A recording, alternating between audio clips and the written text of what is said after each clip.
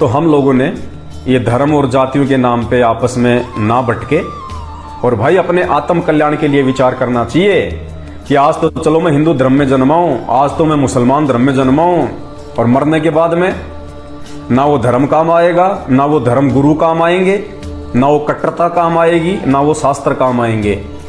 अगर सही भक्ति नहीं करी 84 लाख योनियों से छूटने वाली, और किसी भी धर्म के धर्म ग्रंथ में जाके देख लो आप जी कुरान शरीफ में जाके देख लो, सूरत फुरकानी 25 आयत नंबर 52 से 58।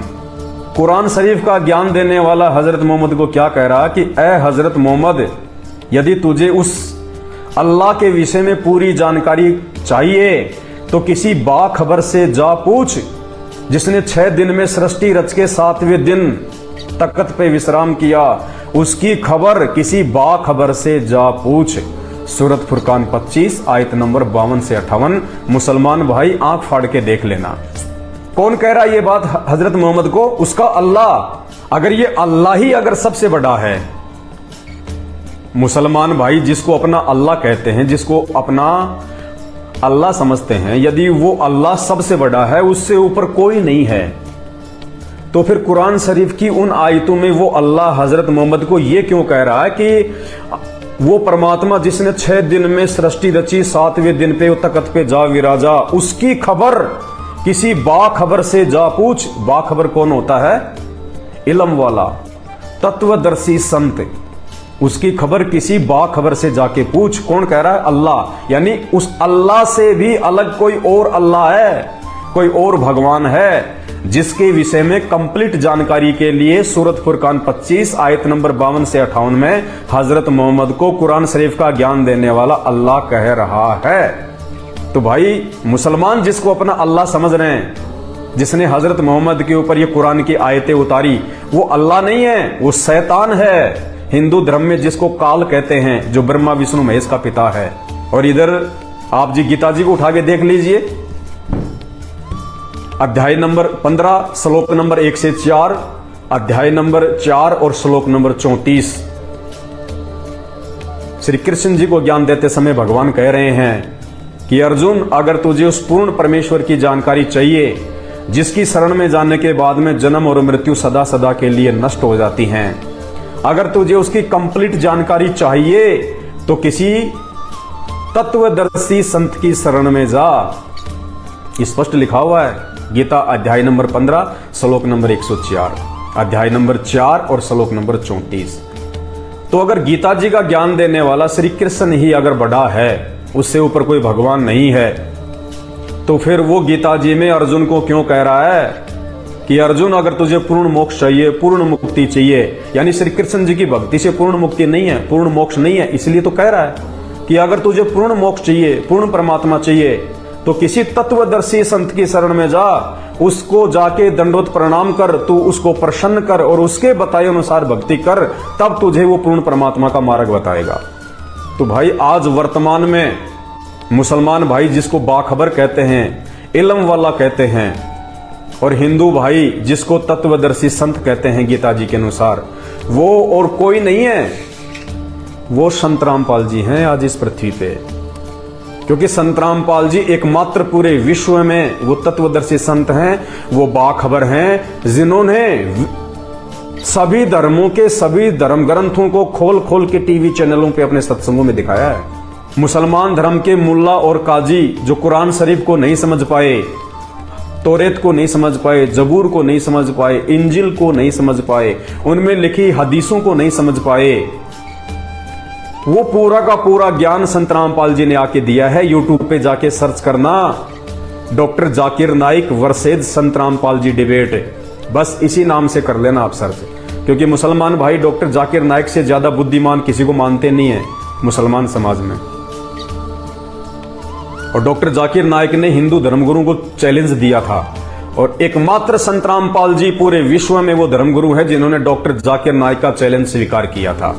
और डॉक्टर जाकिर नाइक ने स्वीकार नहीं किया, ज्ञान चर्चा के लिए नहीं आया संत रामपाल जी से।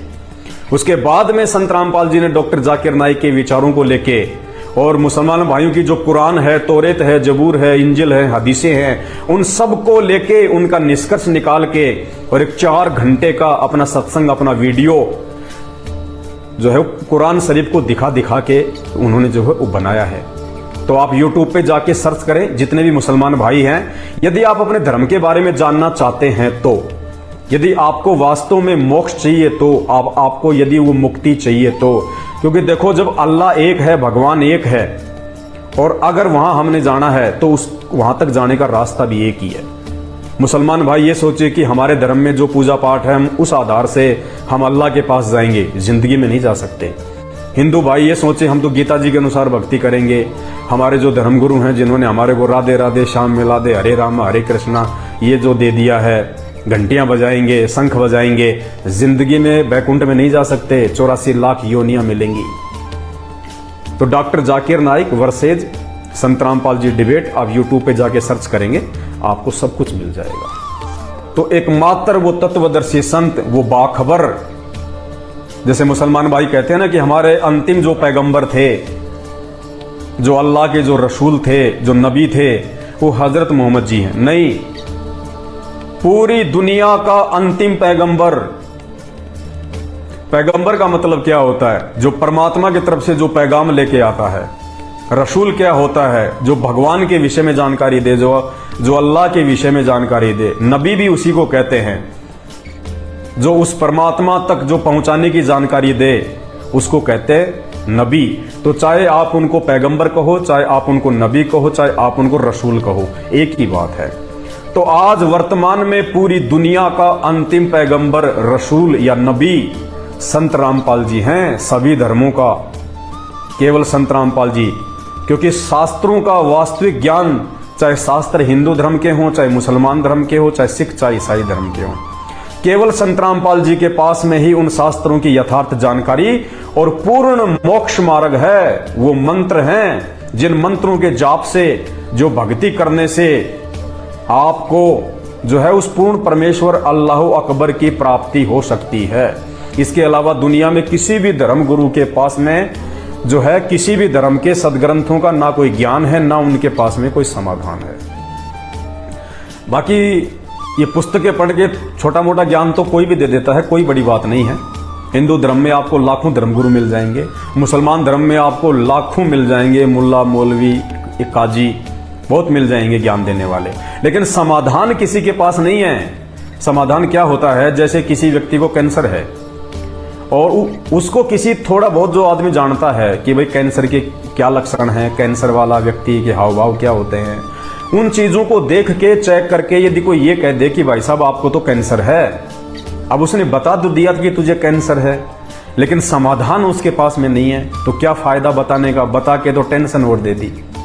तो ये जितने भी हमारे जो ये धर्मगुरु हैं, इनके पास में समाधान नहीं है। बाकी ज्ञान थोड़ा बहुत, क्योंकि शास्त्रों को ये पढ़ते रहते हैं, और भगवान हो चाहे भक्ति हो, इसकी जानकारी आज जितने भी धर्मगुरु हैं इनको कहाँ से मिली है? शास्त्रों से मिली है। मुसलमान धर्म के जितने भी मौलवी हैं, काजी हैं, मुल्ला हैं, इनको जानकारी कहाँ से मिली? शास्त्रों से मिली, कुरान शरीफ से मिली, तौरेत से, जबूर से, इंजिल से मिली। तो इन्होंने जो पढ़ा, जैसा इनको समझ में आया वैसा इन्होंने मुसलमान समाज को दे दिया।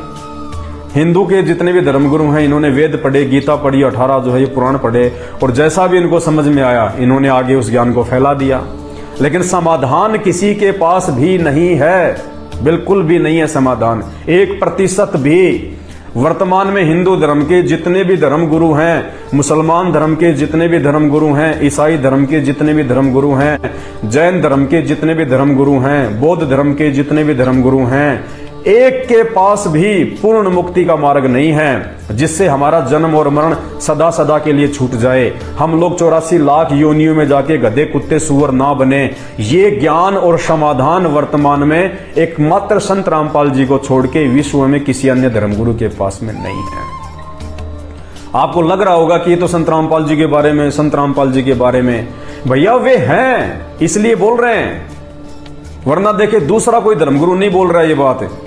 किसी भी धर्म गुरु का चेला ये बात क्यों नहीं बोल रहा सोशल मीडिया पे कि मेरे गुरु जी के पास में जो ज्ञान है वो दुनिया में किसी के पास में नहीं है? आज तक किसी भी धर्म गुरु ने ना तो बोला, ना उसके चेले ने बोला, क्योंकि उनके पास में नहीं है। आप शंकराचार्यों को ले लीजिए। हिंदू धर्म में भारत के जो 4 शंकराचार्य हैं, जो मठों की स्थापना की हुई है, जिनमें 4 शंकराचार्य जो बैठते हैं चारों दिशाओं में, तो हिंदू धर्म में तो शंकराचार्यों से बढ़ के किसी को जो है इन वेदों का ज्ञाता, भक्ति मार्ग का जानकार माना ही नहीं जाता है। उन शंकराचार्यों को भी कंप्लीट ज्ञान नहीं है, उन शंकराचार्यों की भी मुक्ति नहीं है। क्यों नहीं है? क्योंकि जो लोग थोड़ा बहुत अध्यात्म के विषय में जानकारी रखते हैं, हमारे हिंदू भाई, उनको अच्छे से पता है कि चारों शंकराचार्यों ने एक एक वेद बांट रखे हैं। यानी एक वेद एक शंकराचार्य के पास में, दूसरा वेद दूसरे शंकराचार्य के पास में, तीसरा वेद तीसरे शंकराचार्य के पास में, और चौथा वेद चौथे शंकराचार्य के पास में। एक शंकराचार्य को चारों वेदों का ज्ञान नहीं है। यजुर्वेद, अथर्ववेद, सामवेद और ऋग्वेद, ये 4 वेद हैं। इन चारों वेदों का एक शंकराचार्य को कंप्लीट ज्ञान नहीं है, इसीलिए तो चारों शंकराचार्यों ने एक एक वेद बांट रखे हैं। अब वेद तो चारों ज्ञानों से जो ज्ञान है वो तो चारों वेदों में है, और चारों वेदों का ज्ञान एक शंकराचार्य को है ही नहीं, तो शंकराचार्यों को कहां से भक्ति और भगवान की जो है वो जानकारी होगी? उन्होंने तो बांट रखे हैं वेद कि वो वेद तू पढ़ेगा, वो वेद जो है वो मैं पढ़ूंगा। तो चारों शंकराचार्यों को भी भक्ति मार्ग की जानकारी नहीं है। आज ये चारों वेद भी पूरी दुनिया को टीवी चैनल पे संत रामपाल जी भगवान ने पढ़ाए, उंगली रख रख के यजुर्वेद में क्या लिखा है भक्ति और भगवान के बारे में। तुम जिस भगवान को निराकार कहते हो कि भगवान निराकार है, भगवान दिखाई नहीं देता, अरे जो भगवान निराकार है, जो दिखाई नहीं देता, उसको पूज के क्या करेंगे? फिर धोखेंगे क्या उस भगवान का? मुसलमान भाई कहते हो अल्लाह बेचून है, अल्लाह का दीदार नहीं होता, अल्लाह दिखाई नहीं देता, फिर क्या धोखेंगे उस अल्लाह को? अरे जो दिखाई नहीं देता, जो सामने नहीं आता, सामने क्यों नहीं आता भाई? सामने वो नहीं आएगा जो गलत है, सामने वो आएगा जिसने, सामने वो नहीं आएगा जिसने कोई कुकर्म कर रखा है। वरना जो साहूकार आदमी है, जो बिल्कुल सही आदमी है, वो सामने क्यों नहीं आएगा? एक बाप यदि अपने बेटों के सामने नहीं आता है, इसका मतलब उस बाप ने कोई कुकर्म कर रखा है, उस बाप ने ऐसी कोई गलती कर रखी है जिससे वो सामने आने से वो शर्माता है। तो हम कहते हैं कि अल्लाह हमारा पिता है, भगवान हमारा पिता है, गॉड हमारा पिता है। तो भाई वो अल्लाह, वो गॉड, वो भगवान, मुसलमानों का अल्लाह, हिंदुओं का भगवान, ईसाइयों का गॉड, वो सामने क्यों नहीं आता? सुबह सुबह हर मुसलमान उसको पुकारता है, बांग मारता है, बड़े बड़े स्पीकर लगा के उस अल्लाह को पुकारता है। वो आज तक सामने क्यों नहीं आया? क्या वो डरता है? अगर डरता है तो फिर अल्लाह कहां से हो गया? क्योंकि अल्लाह तो किसी से डरता नहीं है। और जो सामने नहीं आ सकता वो भी अल्लाह नहीं हो सकता। सामने क्यों नहीं आ रहा भाई? किस बात का डर है? हिंदुओं का भगवान, सुबह शाम मंदिरों में आरतियां होती हैं, उसकी झांकियां निकाली जाती है, उसकी स्तुति होती है, क्यों नहीं आता सामने वो दर्शन देने के लिए? अगर वो है तो। लेकिन मुसलमान जिसको अल्लाह मान के नमाज पढ़ते हैं, वो अल्लाह नहीं है, वो शैतान है। और शैतान को एक बहुत बड़ा जो है वो श्राप लगा हुआ है। हिंदू धर्म में जिसको काल कहते हैं, उस काल को एक श्राप लगा हुआ है। इसलिए उसने एक सौगंध खा रखी है कि मैं किसी को भी अपने आकार रूप में दर्शन नहीं दूंगा, और पूरा का पूरा काम वो ब्रह्मा विष्णु महेश के माध्यम से करवाता है। ब्रह्मा विष्णु महेश उस काल के, उस शैतान के, ये तीनों जो हैं ये पुत्र हैं। इन ब्रह्मा विष्णु के माध्यम से ये नीचे की सृष्टि चलाता है। ब्रह्मा जी जीवों की उत्पत्ति करता है, विष्णु जी को पालन पोषण का काम दे रखा है, और शंकर जी को संहार करने का काम दे रखा है। और वो खुद अव्यक्त रहता है, वो खुद सामने नहीं आता। तो वो वास्तव में अल्लाह कौन है? जो शैतान का भी बाप है, जो काल का भी बाप है, वो अल्लाह कौन है? उस अल्लाह की कंप्लीट जानकारी सभी धर्मों के धर्म ग्रंथों से संत रामपाल जी ने निकाल के दी है कि वो अल्लाह अकबर का नाम है कबीर। सूरत फुरकान 25 आयत नंबर 52 पढ़ना, स्पष्ट लिखा हुआ है कबीर। वेदों में स्पष्ट लिखा हुआ है, ऋग्वेद मंडल 1 सूक्त 37 और मंत्र 17 में कि वो परमात्मा मनुष्यवत अग्ने, अग्ने यानी परमात्मा, और मनुष्यवत यानी मनुष्य के जैसा। वो परमात्मा मनुष्य के जैसा है, वेदों में स्पष्ट लिखा हुआ है। और एक तरफ तो हमारे मुसलमान भाई कहते हैं कि अल्लाह बेचून है, अल्लाह दिखाई नहीं देता। अल्लाह का कोई आकार नहीं है। और दूसरा, इनकी कुरान शरीफ में लिखा हुआ है, वही सूरत फुरकान 25 आयत नंबर 52 से 58, कि जिस अल्लाह ने 6 दिन में सृष्टि रची। ध्यान से सुनना, रोज पढ़ते हैं मुसलमान भाई, लेकिन दिमाग नहीं लगाते। मुसलमान भाई कुरान पढ़ते समय जो है वो क्या बोलते हैं, वहां पे वो क्या लिखा हुआ है उस आयत में, कि जिस अल्लाह ने 6 दिन में सृष्टि रची, 7वें दिन वो तख्त पे जावे राजा, यानी 7वें दिन वो तख्त पे जाके बैठ गया। अरे जो निराकार है, जो दिखाई नहीं देता, वो तख्त पे क्या बैठेगा? वो तख्त पे क्या बैठेगा? तख्त पे कौन बैठेगा? जो आकार में होगा। और बाइबल को आप जी बाइबल को देख लो, स्पष्ट लिखा हुआ है बाइबल में, उत्पत्ति ग्रंथ में, शुरू में ही उत्पत्ति ग्रंथ में स्पष्ट लिखा हुआ है कि उस परमेश्वर ने 6 दिन में सृष्टि रची, 7वें दिन वो तख्त पे जा बैठा और उसने सभी मनुष्यों को अपने ही स्वरूप में बनाया। स्पष्ट लिखा हुआ है बाइबल में कि उस परमेश्वर ने, उस परवरदिगार ने सभी मनुष्यों को अपने ही आकार में बनाया। तो फिर भगवान का आकार कैसा हुआ? जिस भगवान ने अपने खुद के आकार के अनुसार हम इंसानों को बनाया है, इसका मतलब भगवान का आकार हमारे जैसा हुआ ना, हम भगवान के जैसे हो गए ना। फिर भी कहते हैं कि गॉड इज फॉर्मलेस। किसी भी ईसाई से पूछो कि जो है भगवान कैसा है, कहते हैं गॉड इज फॉर्मलेस, निराकार है। और बाइबल में लिख रखा कि उस अल्लाह ने, उस गॉड ने सभी मनुष्यों को अपने ही आकार में बनाया। तो भगवान का आकार जो है वो कैसा हुआ? लेकिन वो परमात्मा ऐसे नहीं मिलेगा जैसे हम लोग जो है लगे हुए हैं। मुसलमान भाई अपना जो है नमाज में, अपना मंदिर में जाके नमाज करते हैं, बंक मारते हैं, ऐसे अल्लाह नहीं मिलेगा। वो पूर्ण अल्लाह, शैतान का बाप, जो वास्तव में अल्लाह है, अल्लाहु कबीर है, वो अल्लाह ऐसे नहीं मिलेगा। हिंदू भाई चाहे कितना ही मंदिर में जाके घंटियां बजा ले, माथा टेक ले, कितने चाहे भंडारे कर ले, कितने चाहिए धर्मगुरुओं को दान दक्षिणा दे दें, कितना ही राधे राधे श्याम मिला दे, हरे रामा हरे कृष्णा कितने ही जाप कर लें, वो भगवान ऐसे नहीं मिलेगा। ऐसे दूसरे धर्म के जितने भी मानने वाले हैं, क्योंकि हम सबका परमात्मा एक ही है और वो परमात्मा ऐसे नहीं मिलेगा। उस परमात्मा की यदि आपने प्राप्ति करनी है, उस अल्लाहु अकबर की यदि आपने प्राप्ति करनी है, यदि आप उसको अपनी आंखों से देखना चाहते हैं, मुसलमान भाइयों को यदि अल्लाह चाहिए, हिंदू भाइयों को यदि भगवान चाहिए, तो भाई आपको संत रामपाल जी से दीक्षा लेनी पड़ेगी। क्योंकि इस पूरे विश्व में एकमात्र संत रामपाल जी के पास ही वो भक्ति है, वो मंत्र हैं, वो आरती है, वो ज्ञान है, जिससे आप उस परमात्मा को पा सकते हो और शरीर छूटने के बाद सदा सदा के लिए अपना शाश्वत मोक्ष आप जी जो है वो करवा सकते हो। दूसरा कोई तरीका नहीं है। अगर इन्हीं भक्तियों के करने से अगर हमारा मोक्ष होता चला जाता तो मरने के बाद में अपने पूर्वजों के श्राद्ध क्यों निकालते हो आप? बताइए, हर हिंदू मरने के बाद में अपने पूर्वजों के श्राद्ध निकालता है। श्राद्ध क्यों निकाल रहे हो भाई? मरने के बाद आप उनकी फोटो के नीचे लिख देते हो, मेरे स्वर्गवासी दादाजी, मेरी स्वर्गवासी माताजी, मेरे स्वर्गवासी पिताजी, सब लिखते हैं उनकी फोटो के नीचे। अरे जो स्वर्ग में चला गया, फिर वहां पे भूख कैसी? वहां पे किस चीज की कमी? कि क्या भाई उस बैकुंठ में, उस स्वर्ग में क्या खाना भी नहीं मिलता क्या? दादा दादी को, माँ बाप को जो मर जाते हैं उनको, जो 6 महीने के बाद में तुम उनके श्राद्ध निकाल रहे हो, खीर पूरी बना रहे हो और तुम जो है वो कौवों को खिला रहे हो आसोज के महीने में, वो बैकुंठ में नहीं गए।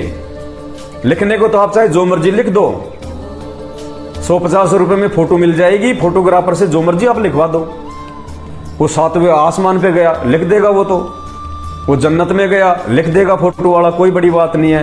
आप अगर ये भी लिखवाओगे कि मेरे पिताजी जो है वो नरक में गए, फोटो वाला तो ये भी लिख देगा, उसको तो पैसे चाहिए। लेकिन तुम्हारे सोचने मात्र से और उसके जो है लिखने मात्र से ना ही तो मुसलमानों को जो है वो जन्नत मिलती है, ना हिंदुओं को जो है वो बैकुंठ मिलता है। अरे स्वयं रामचंद्र जी के जो है वो पिताजी का मोक्ष नहीं हुआ। हम तो श्री रामचंद्र जी की भक्ति करके राम राम राम राम करके ये सोचते हैं कि हमारा उद्धार हो जाएगा, हमारा वो बैकुंठ मिल जाएगा। श्री रामचंद्र जी के पूज्य पिताजी राजा दशरथ का भी मोक्ष नहीं हुआ, वो भी जन्म और मरण में 84 लाख योनियों में तभी तो श्री रामचंद्र जी ने और सीता जी ने और लक्ष्मण जी ने जब उनको वनवास हुआ था तो राजस्थान के पुष्कर में जाके उन्होंने मार्कंडे ऋषि के कहने पे और राजा दशरथ का उन्होंने श्राद्ध निकाला था, श्राद्ध। और जब वो उनको ऋषियों को भोजन करवाने लगे, मार्कंडे ऋषि और दूसरे जितने भी 6-7 जो ऋषि थे, जब श्री रामचंद्र जी और लक्ष्मण जी जब उनको भोजन करवाने लगे श्राद्ध का, तो सीता जी एक पेड़ की ओट लेके छुप गई। बाद में रामचंद्र जी ने कहा कि सीता, जब मैं ऋषियों को भोजन करवा रहा था, अपने पिताजी के वो श्राद्ध निकाल रहा था, तो पेड़ की ओट में तू क्यों छुप गई, सामने क्यों नहीं आई? तो सीता जी ने कहा कि इन ऋषियों के साथ में मुझे राजा दशरथ दिखाई दिए। बताइए, अगर राजा दशरथ का मोक्ष हो गया होता, जो स्वर्ग में जाके बैठ गया, अरे फिर धरती पे क्यों आ रहा है वापस? इस गंदे लोक में कौन आएगा वापस? इस मृत्यु लोक में कौन आएगा वापस जिसका मोक्ष हो गया? कौन आना चाहेगा? यहां पे एक सूअर है, और सूअर सारा दिन क्या करेगा? गटर में नाक रगड़ता फिरेगा, गंदगी खाएगा। और सूअर को यदि कोई एक दिन के लिए उसकी आत्मा निकाल के सूअर के शरीर से और एक राष्ट्रपति के बेटे में डाल दे, अब वो सारा दिन क्या करेगा?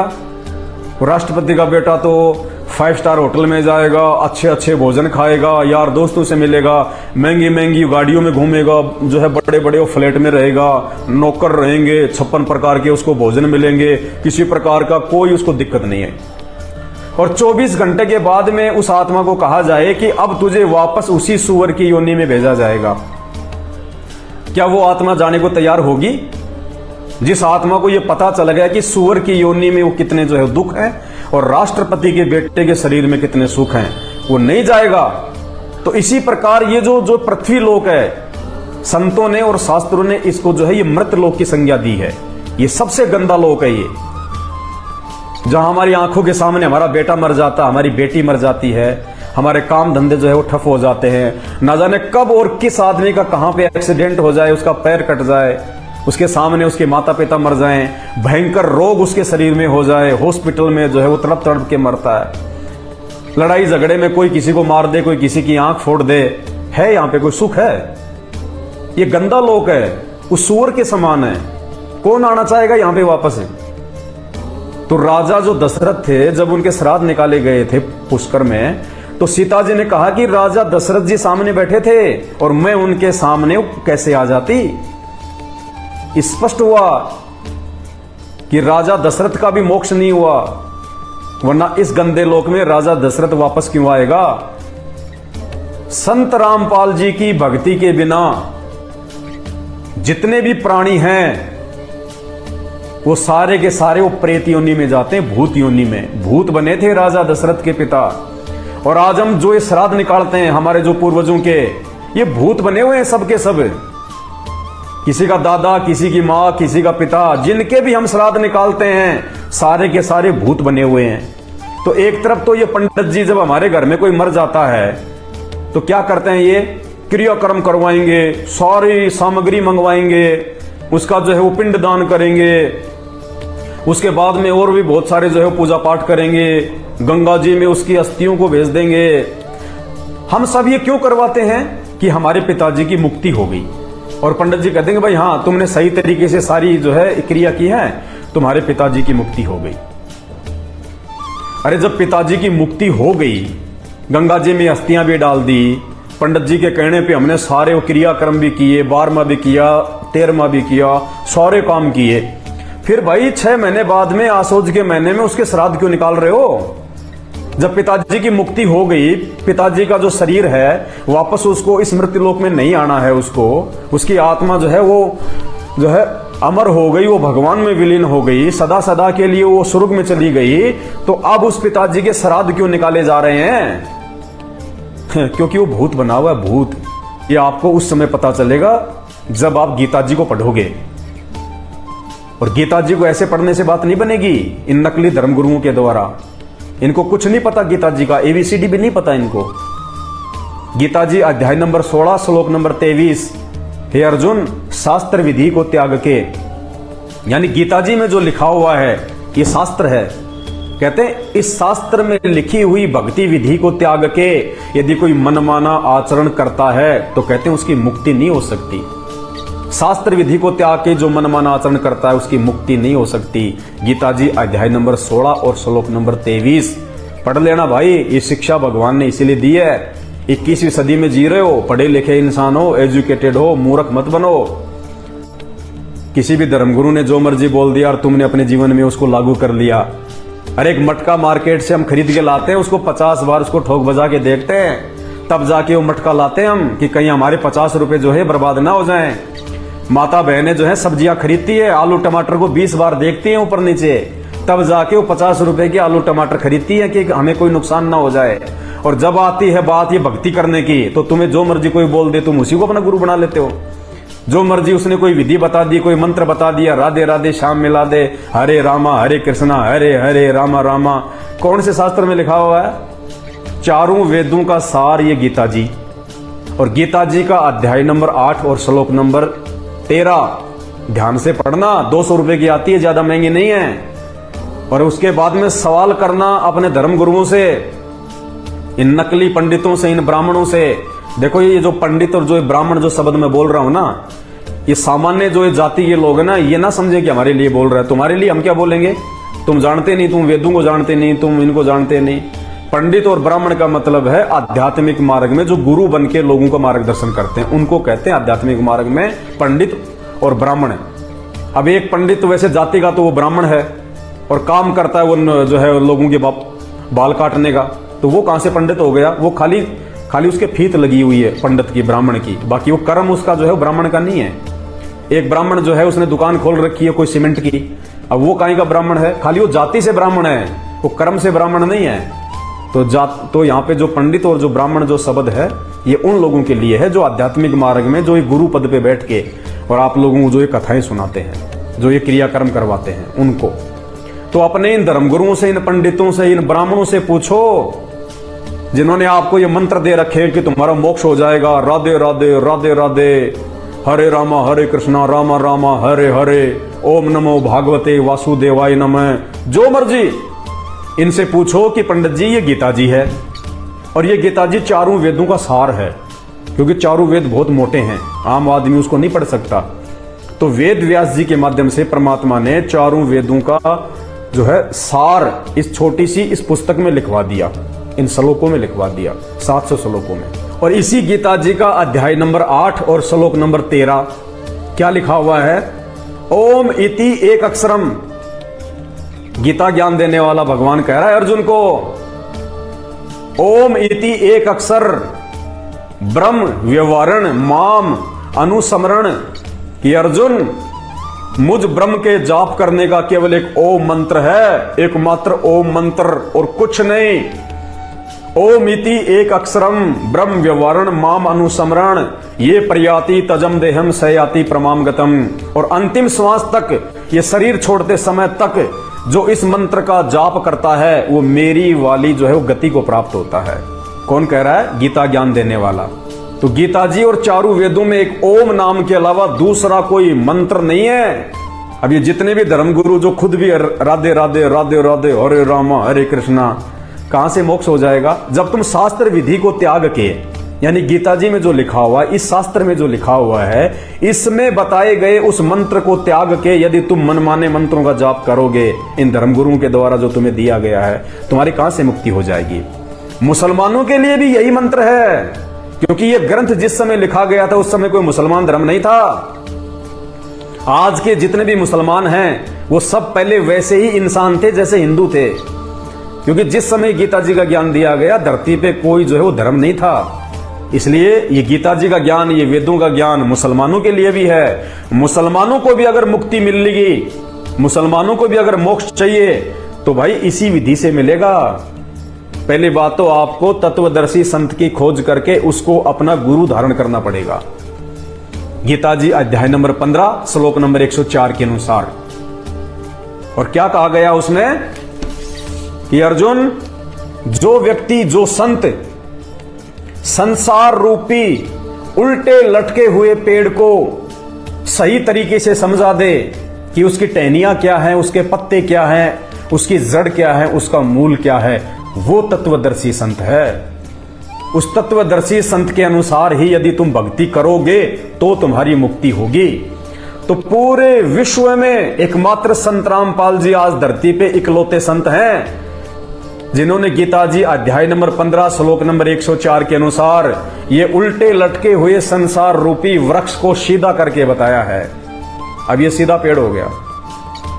ये जो पेड़ है, जो ये भक्ति रूपी पेड़ है, इसके ये पत्ते क्या है, ये टहनियां क्या है, ये तीन टहनियां ब्रह्मा विष्णु महेश हैं। ये पत्ते क्या हैं, हम जीव हैं, जितने भी इंसान हैं, जो आज हम ये धर्मों में जो बट गए ना, हिंदू मुस्लिम सिख ईसाई, जितने भी मानव शरीरधारी जो इंसान हैं, जो औरतें हैं, स्त्री पुरुष हैं, ये सब ये पत्ते हैं।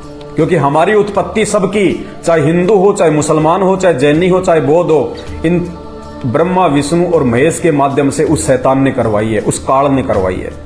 हिंदू धर्म में जिसको काल कहते हैं, मुसलमान धर्म में जिसको शैतान कहते हैं। और उसके बाद में ये जो मोटी जो ये टहनी निकल रही है, ये है उस काल से ऊपर वाला भगवान, जिसको कहते हैं अक्षर पुरुष। और मूल परमात्मा कौन है? मूल परमात्मा कौन है? ये जड़। क्योंकि इस पूरे पेड़ को और इन टहनियों को और इन पत्तों को जो पोषण मिल रहा है, वो कहां से मिलता है? जड़ से। जड़ कहां रहती है? जमीन के अंदर। तो कौन है वो मूल परमात्मा, जिसको मुसलमान अल्लाह कहते हैं, हिंदू जिसको पूर्ण परमात्मा कहते हैं? ये जड़ रूपी परमात्मा जो पूरे पेड़ का पालन पोषण कर रहा है। अक्षर पुरुष एक पेड़ है, ये वाला अक्षर पुरुष एक पेड़ है। अक्षर पुरुष कौन है? इस काल से ऊपर वाला भगवान। जब आप YouTube पे जाके संत रामपाल जी के मुख कमल से जब आप ये सृष्टि रचना पढ़ेंगे ना, जिसको उन्होंने कुरान से साबित किया, जिसको उन्होंने पुराणों से साबित किया, जिसको उन्होंने गीता और वेदों से साबित किया। अक्षर पुरुष एक पेड़ है, ये अक्षर पुरुष, ये वाला अक्षर पुरुष एक पेड़ है। निरंजन वाकी डार। निरंजन कौन है? ये शैतान। मुसलमान भाई जिसको अपना अल्लाह कहते हैं, ये है वो शैतान, ये डार। मुसलमान जिसको कहते हैं काल, ये काल है। अक्षर पुरुष एक पेड़ है, निरंजन वाकी डाल, ये काल, ये डार है। और ये तीनों देवा शाखा है, ब्रह्मा विष्णु महेश, और ये पात रूप संसार। ये जो पत्ते जो आप देख रहे हो ना, ये संसार है, ये हम सभी मानव शरीरधारी प्राणी हैं। हमारा पालन पोषण कौन कर रहा है? जितने भी पत्ते हैं, जितने भी मानव शरीरधारी स्त्री या पुरुष हैं, जो ये पत्ते हैं, इन पत्तों का पालन पोषण जो है कौन करता है? ये तीनों डार। क्योंकि जो पत्ते निकलते हैं जो है वो डाली से निकलते हैं। तो ये तीन ये डालियां कौन है? ये ब्रह्मा, ये विष्णु, ये महेश।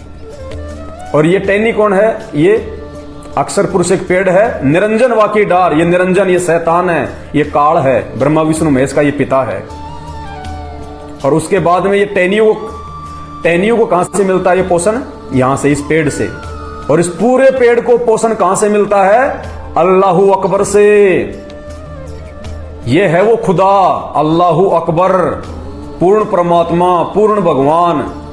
जैसे हिंदू धर्म में चाहे कोई कितने देवी देवताओं की पूजा क्यों ना करो, मान लीजिए कोई हनुमान जी का कोई बहुत बड़ा कोई पुजारी है, और जब उसके घर में विशेष कोई आपत्ति आती है या उसके घर में किसी का कोई एक्सीडेंट हो जाते हैं, तो उस समय भूल जाता वो हनुमान जी को। चाहे वो माता जी को पूजो, चाहे हनुमान जी को पूजो, चाहे शंकर जी को पूजो, उस समय उसकी आत्मा क्या पुकारती है पता है? हे परमात्मा, हे भगवान, हे परमेश्वर, मेरे बच्चे की रक्षा करना। उस समय हनुमान जी, माता जी कोई याद नहीं आते। तो वो पूर्ण परमात्मा कौन है? ये जड़ है, अल्लाहू अकबर, वो कबीर परमात्मा। अब इसको यूं देखो, उल्टा करके ये देखो, इस पूरे पेड़ को पोषण कौन देता है? हम जीवों को जो पोषण दे रहे हैं, ब्रह्मा विष्णु महेश दे रहे हैं। ये पात रूप संसार, ये जो पत्ते हैं, ये हम सभी इंसान हैं। हमारे को पोषण जो है कहां से मिलता है? इन तीन जो है टहनियों से। ये कौन है? ब्रह्मा विष्णु महेश। जितने भी हिंदू, मुसलमान, सिख, ईसाई, ये सब ये पत्ते हैं, इंसान हैं। अपने आप को मुसलमान ना समझे कोई, अपने आप को कोई हिंदू ना समझे, अपने आप को कोई जो है जैनी ना समझे। हमारी मूर्खता ही है। क्योंकि जिस समय गीता जी का ज्ञान दिया गया था, कोई धर्म नहीं था इस धरती पे। अगर इस भगवान ने ही, अगर इस अल्लाहू अकबर ने अगर कोई धर्म बनाया होता, तो क्या ये सतयुग में नहीं बना सकता था? क्या सतयुग में इंसान नहीं थे? क्या त्रेता में धर्म नहीं बना सकता था? क्या त्रेता में इंसान नहीं थे? क्या द्वापर में कोई धर्म नहीं बन सकता था? क्या द्वापर में इंसान नहीं थे? कलयुग में आके इस काल ने, इस शैतान ने हमारे को बांट दिया, क्योंकि इस कलयुग में ये पूर्ण परमात्मा अल्लाहु अकबर इसने धरती पे आना था संत रामपाल जी के रूप में, उस तत्वदर्शी संत के रूप में, उस बाखबर के रूप में इस धरती पे आके हम सभी आत्माओं को ज्ञान देना था, हम सभी आत्माओं को अपने लोक में लेके जाना इस परमात्मा ने, जिसको सचखंड कहते हैं, जिसको सतलोक कहते हैं, जहां जाने के बाद प्राणी की कभी जन्म मृत्यु नहीं होती, सदा सारे सुख, ना कोई रोग, ना कोई दुख, ना कोई तकलीफ। यहाँ का जो बैकुंठ है, हिंदू भाई जिसको बैकुंठ कहते हैं, जिसको ये स्वर्ग कहते हैं, और मुसलमान भाई जिसको कहते हैं जन्नत, भिस्त, उससे भी लाखों करोड़ों ज्यादा सुख इस परमात्मा के लोक में है, इस सतलोक में है, इस सचखंड में है। जब तक आप उनके द्वारा बताई गई सृष्टि रचना को नहीं पढ़ेंगे, नहीं समझेंगे, तब तक आपको किसी भी धर्म का कोई भी धर्म ग्रंथ समझ में नहीं आएगा। भाई और बहनों, 2 घंटे से मुझे थूक बिलोने का कोई शौक नहीं है। आप भी अपने कीमती समय में से थोड़ा बहुत समय निकाल के ये वीडियो देख रहे हैं, तो ये वीडियो देखने का फायदा उसी समय है जब आप संत रामपाल जी के सत्संग सुनना शुरू करें, क्योंकि आज इस पूरी धरती पर केवल एक ही परम संत है, बाकी कोई संत इस धरती पे नहीं है। और जितने भी संत हैं, ये धर्म गुरु हैं, इनको अपने स्वयं के धर्म के विषय में पूरी जानकारी नहीं है, इनको स्वयं के धर्म ग्रंथों के विषय में पूरी जानकारी नहीं है। हिंदू धर्म गुरुओं को गीता जी और वेदों के विषय में पूरी और सच्ची जानकारी नहीं है। मुल्ला और मौलवियों को मुसलमान धर्म के विषय में, कुरान शरीफ के विषय में, तौरेत, जबूर और इंजिल के विषय में पूरी जानकारी नहीं है।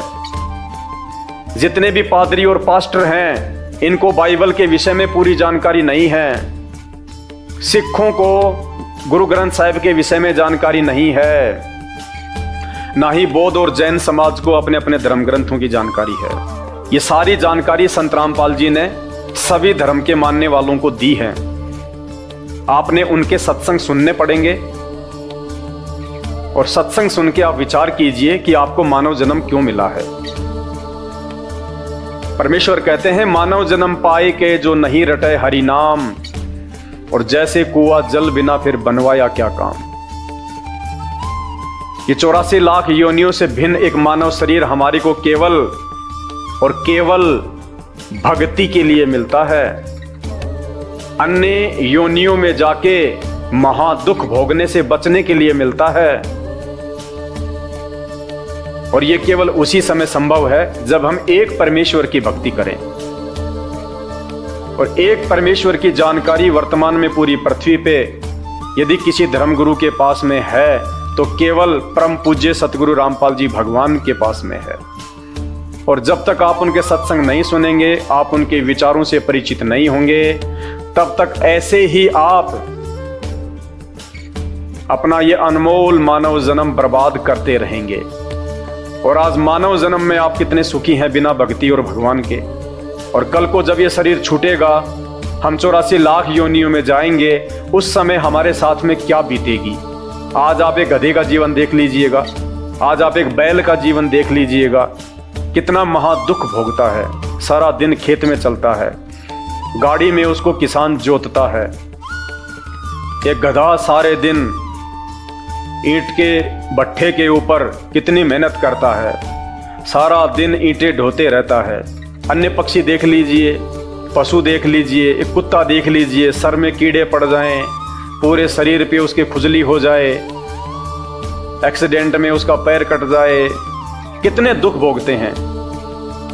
आप और हमारे ऊपर तो छोटी मोटी कोई भी आपत्ति आती है, हम तो तुरंत अपने किसी रिश्तेदार को बता दें, कहीं से सहायता प्राप्त कर लें, मेडिकल प्राप्त कर लें, हॉस्पिटल में चले जाएं।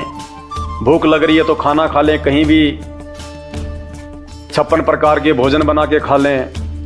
और कल को जब भक्ति सही नहीं करेंगे, और ये तो विधान है परमात्मा का, ये मोटे मोटे ग्रंथ भगवान ने कोई ऐसे थोड़े ना लिखवाए, मजाक में थोड़े लिखवाए। चारों वेद और ये गीता जी, ये पुराण, इनमें भक्ति और भगवान के विषय में जानकारी है। इस मानव शरीर से हमें क्या करना चाहिए उसकी जानकारी है। और यदि हमने वो कार्य नहीं किया, संत रामपाल जी की शरण में आके एकमात्र पूरे विश्व में उस तत्वदर्शी संत की शरण प्राप्त करके यदि हमने एक परमात्मा की भक्ति नहीं की, तो अगला जन्म 84 लाख योनियों का। फिर हमें ना कोई सत्संग के विषय में बताएगा, ना कोई समझाएगा, ना हम समझने के लायक रहेंगे।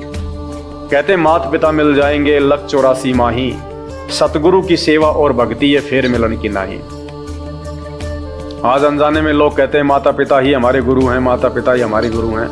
बहुत अच्छी बात है, वो भी गुरु हैं, उन्होंने भी आपको जीवन जीना सिखाया है, बचपन में आपको शिक्षाएं दी हैं। लेकिन बिना आध्यात्मिक गुरु के वो माता पिता भी मरने के बाद 84 लाख योनियों में जाएंगे, और आप भी 84 लाख योनियों में जाएंगे। वहां पे ना आपको माँ बचाएगी, ना आपको वो पिता बचाएगा। तो ये परमपिता परमात्मा इस धरती पे प्रकट है, सबका पिता है, सबकी माँ है। ये हमें सत्य आध्यात्मिक ज्ञान देके 84 लाख योनियों से भी बचाएंगे।